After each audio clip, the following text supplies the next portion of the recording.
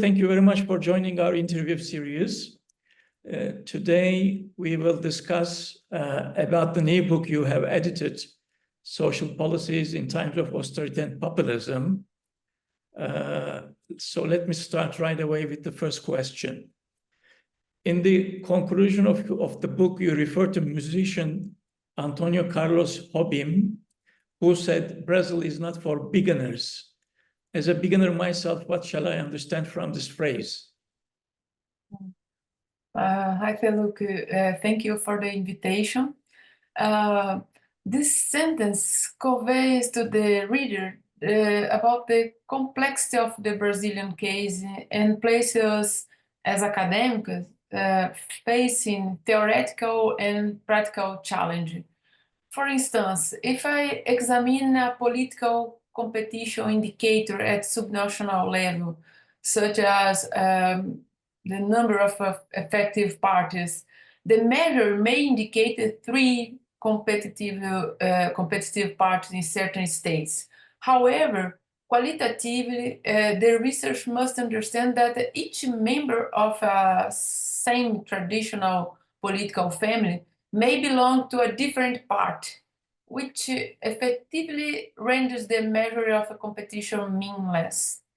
Another example that helps us to understand that involve we need to remember that Brazil is a presidential federation. It is crucial to think about the coordination between the executive and the legislative branches. However, to ensure governability, the president must maintain a majority in the legislative body, for example. This is quite intuitive and also applied to other political regime configuration.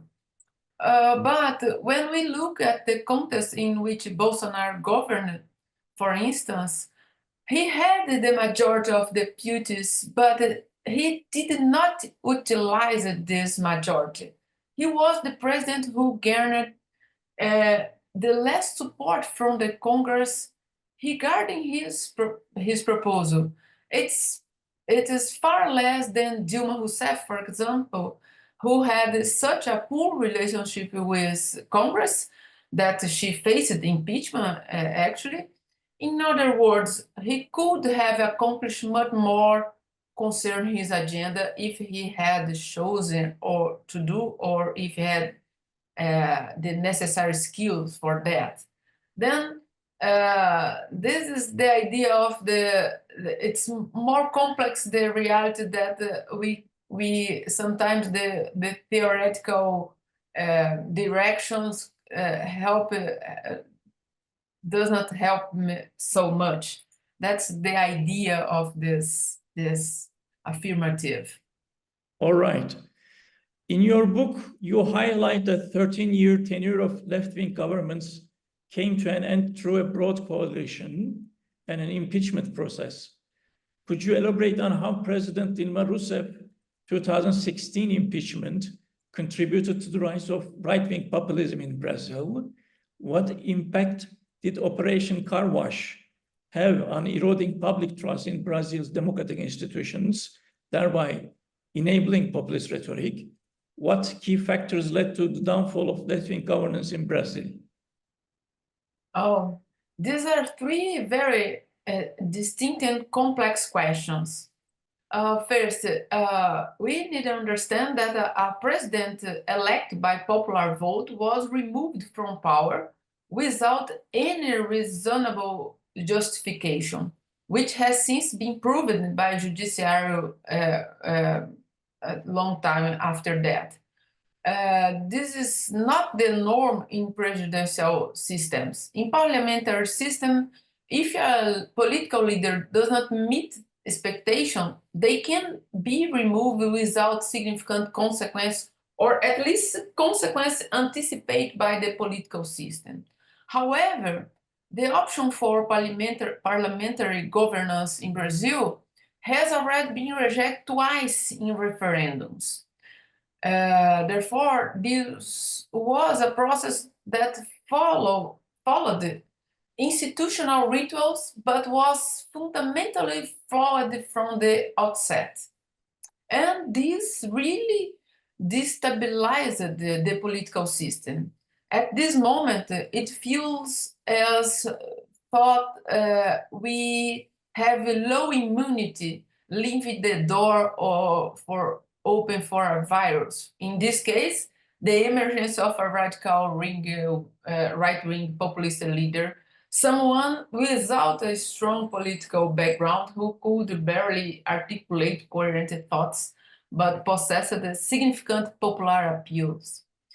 And going to the second part of the questions, the Operation Car Wash was highly influential as if it effectively removed the principal candidate from the left in an illegitimate process where the same individual acted as both judge and prosecutor, essentially producing evidence and while simultaneously rendering judgment.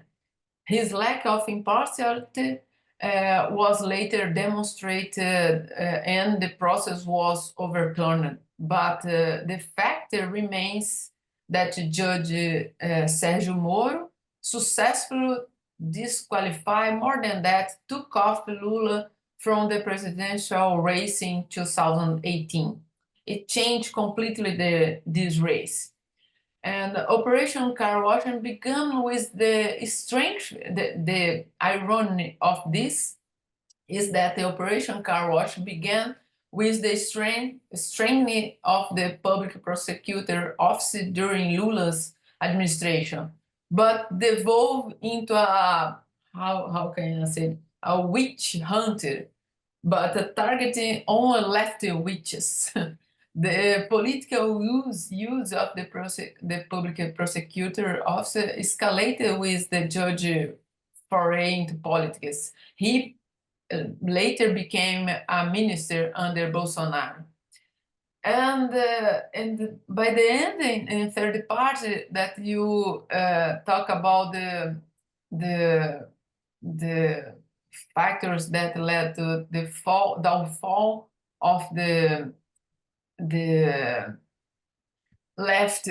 My point is, we need to care here. There is not merely a downfall. It was a forcible removal. These distinctions matters because Dilma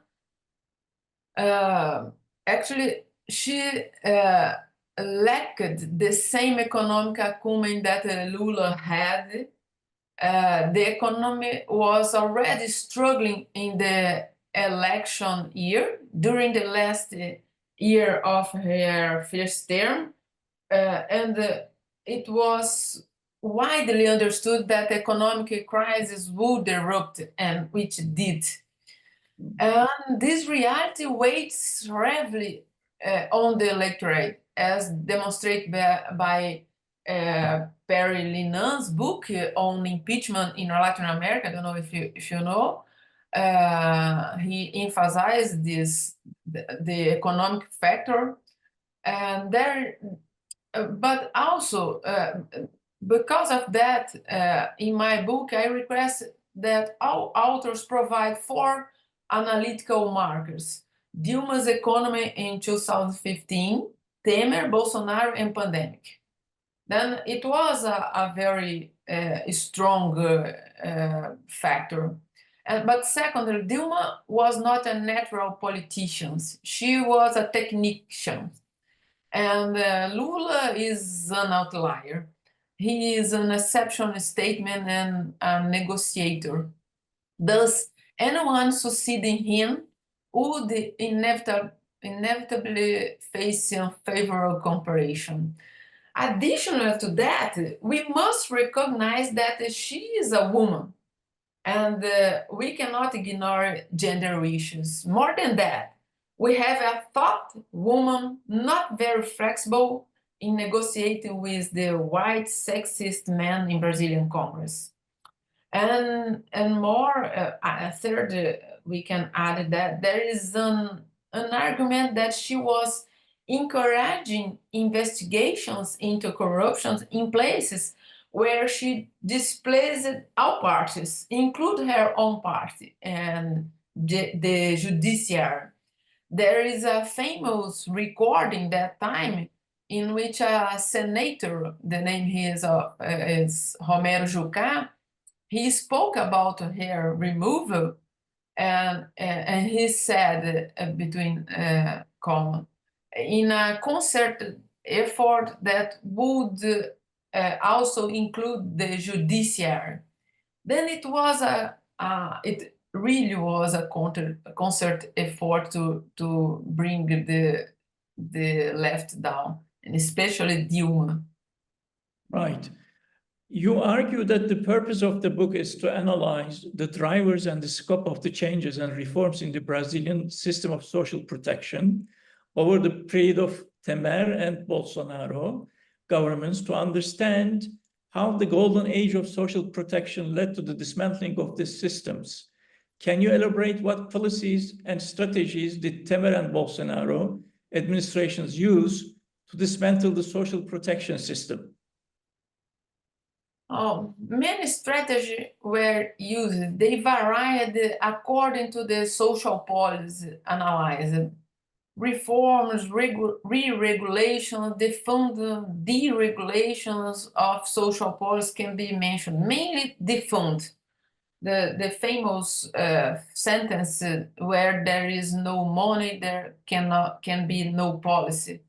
But the Brazilian case encompassed reforms, cutbacks, poly termination, deregulation, effort to contain and reduce social expenditure.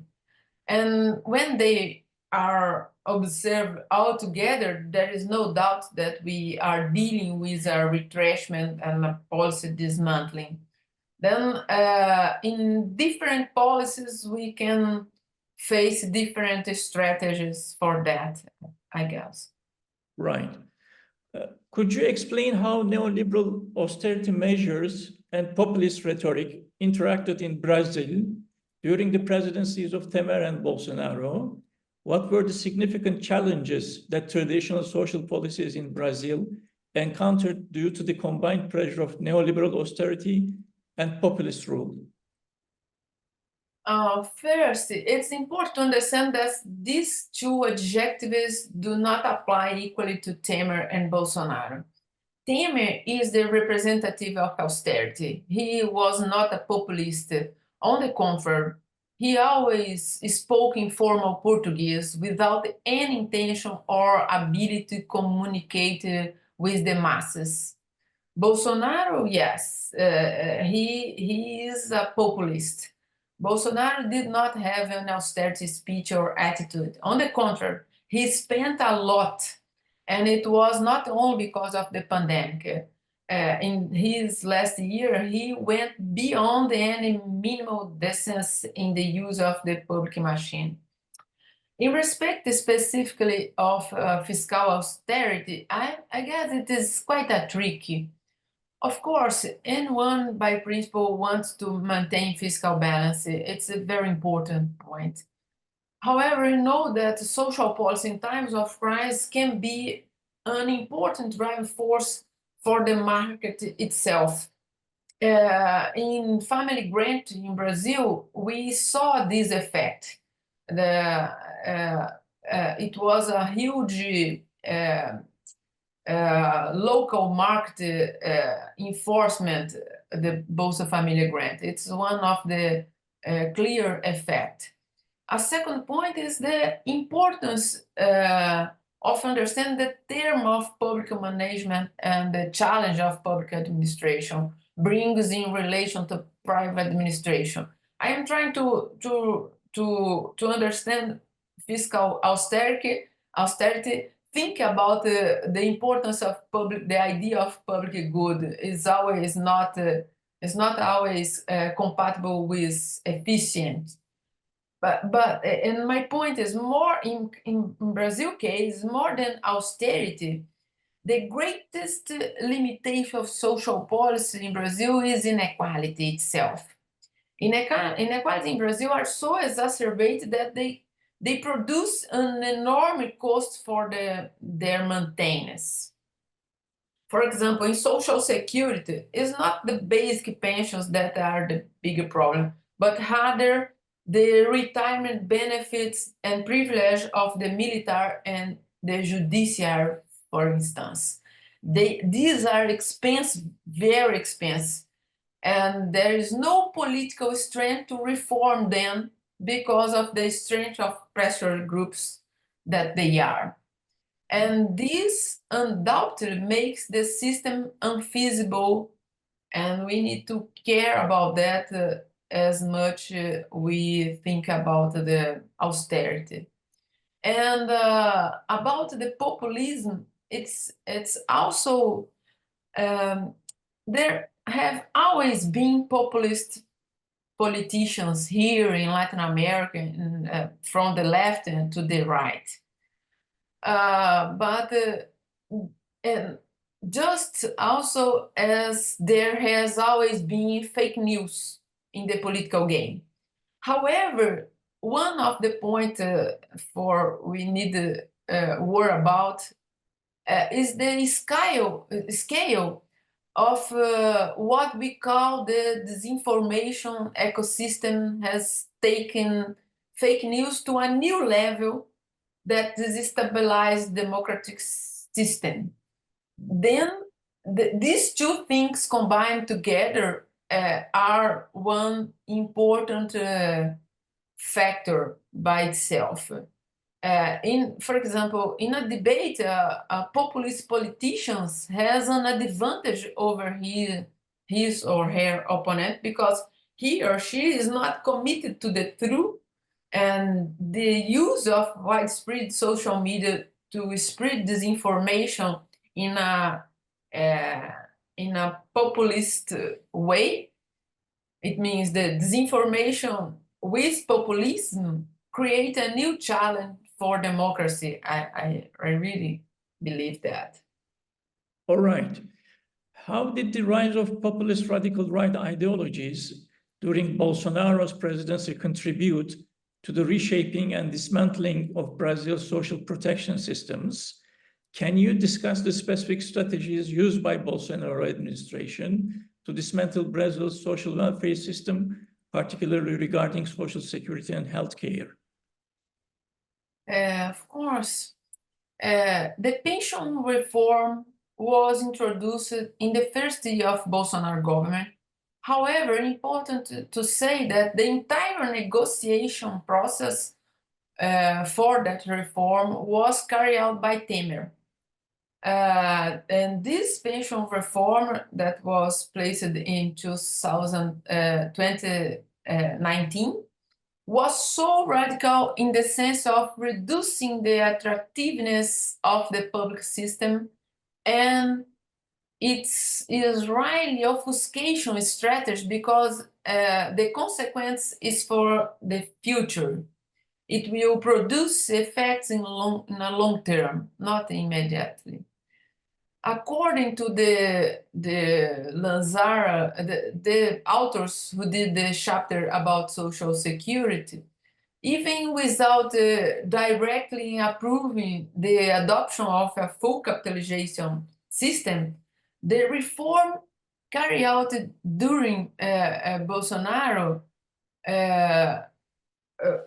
by one hand, established the reduction of benefits, the basic one, added a requirement for its granting, and encouraging the migration of workers to the complementary private pension system.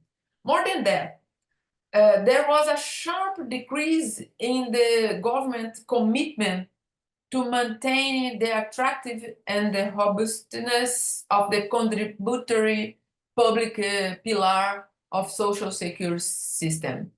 And by another hand, according to these authors, the complementary pension schemes in Brazil open up exit alternative for workers with high income to constitute their complementary funds in detriment of the public pension system. Then, actually, this reform created an option outside the public system to the high incomes, and for low incomes, they create a lot of limits, difficult to really get the pensions. It's almost impossible now take the full pension after a life cycle.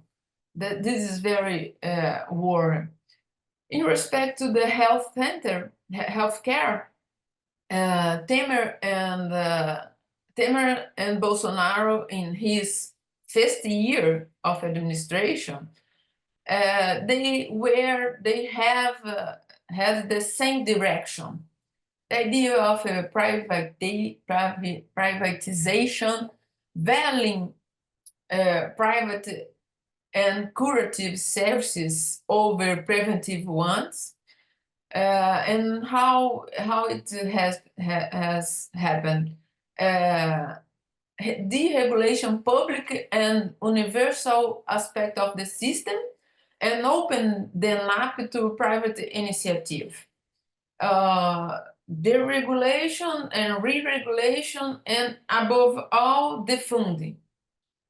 However, I used to say that the arrival of pandemic, ironically, saved the unified health system from this first direction of the actions of the government, as the importance of a system that virtually serves everyone became clear because of the pandemic. But on other hand, it shows Bolsonaro's inability to coordinate, because he really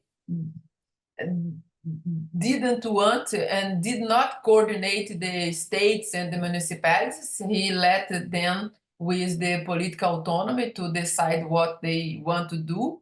In addition to the pandemic being the axe of his denialism, he did all actions and speeches against WHO rules, and saying absurd things like the vaccine turns people into alligators, and it's not important vaccine, and people could not do that if they don't want. It means that these two policies had a very different process, and the dismantling in the social security was far more grave and important than the in healthcare. All right. Bolsonaro was not re-elected in 2022, however, received 58 million votes against the winner's 60 million. How do you explain the relative success of Bolsonaro, despite his policies to dismantle Brazilian social welfare regime? Yeah, that's why I told you that Brazil is not for beginners, because it's amazing. But it would be, it's very important to understand the use of the Bolsonaro really did use the public machine for electoral purpose in his last year in the government in an abuse and offensive manner, with several actions, such as, for you have an idea what I am telling about. The government create and early release of more than 6,000 benefits for truck drivers and taxi drivers. He authorized 12 banks, include a public one, to make loans to those who received Brazil aid, and the continuous benefit payment that is a minimal salary given to the elderly people and people with some deficiency in extreme poverty. Also, the increase in the number of families in Brazil 8. It's the new name for the cash transfer. He finished family grant and started this Brazil 8. And in this year, 2022, he increased the number of families in 6.6 million families. And also he increased the amount of the benefit with a budget guarantee only for that year. And the next year would be his first year if he had won the election. Then more than that, in these 6.6 million cards distributed had the symbol of the electoral campaign. In addition, he used the TV Brazil for many speeches and propaganda for the Minister of Economy, Paulo Guedes. In the end of the year, was more than 400 billion were spent in reais, were spent. It's almost around $80 billion spent in 2022 outside of what had been planned. That is, austerity was not his trademark. Added to this was the fake news machine that worked as a smoke screen for everything that was being done in that time. We are in the era of post-truth and a huge cultural backlash, and so there is no ethic there. I think this 58 million votes are a result of this effort to gain the election. All right. A key question the book explores is whether populist radical right parties in Brazil differ from the mainstream right, and if so, how? Can you discuss the similarities and differences between Bolsonaro's Social Liberal Party and populist parties in Europe and US in terms of economic, social, and cultural issues? How does Brazil's right-wing populist movement align with or differ from similar movements globally, particularly in social policy and governance? There are at least two major differences between popular radical parties and the mainstream right, at least in Brazil. The populist radical rights is the one major difference is the post-material issues that characterize the far right. It is the neoconservatism, the gender issue, the debate on the role of the family, for example. A second difference is the respect for democratic rules. At least as we understand it, the mainstream right respect the democratic rules, considering that the use of fake news on this scale is in itself anti-democratic. I do not consider myself an expert in other countries to make a comparison, strong comparison, and I have links here. But it's possible to clearly see that the same strategy is being used, for example, by Donald Trump in US. This week in the debate with Kamala, he said the immigrants are eating dogs and cats, a blatant lie. Even the journalists need to say that immediately. No, it's not proven. And it is so absurd that it makes a good debate difficult because the other part cannot deal with that so easily. But what I can say is that, for example, the permanence of Viktor Orban in Poland, or the victor of Meloni in Italy, or even the 42% votes in Marine Le Pen received in 2002, and what has happened in Spain, Austria, to pinpoint a few, we need to understand better this cultural phenomenon that has effect in political arena. The Brazilian populism case, I think, in context in which social policy and the institution are weakly, the social policies are weakly institutionalized, or democratic institutions are weak, authoritarian leaders face fewer obstacles to introducing dismantling strategy. And I'm not affirming that is the Brazilian case, because we have strong institutionalized policies, most of them. But after the impeachment, we felt the weakness of our democratic institutions.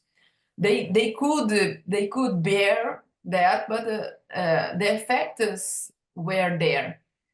Some cases confirm that the populist authoritarian government seeks to explore identity antagonism to obfuscate their commitment to predatory interests, as happened in the US with Trump or Obama, I think. Heller, in his work, qualified the authoritarian populism regime of Brazil and India as retracting populism. It means a populism that is affirming traditional social-cultural hierarchies. But I think this is important for us, these differences from the mainstream right.